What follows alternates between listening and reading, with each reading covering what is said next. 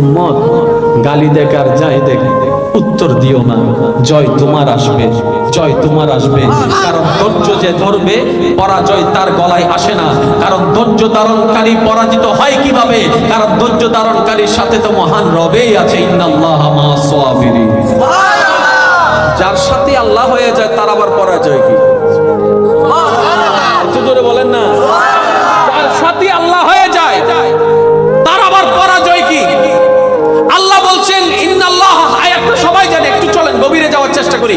ইন্নাল্লাহ মা'আস সাবিরিন, নিশ্চয় আমি আল্লাহ ধৈর্য ধারণকারীর সাথে আছি।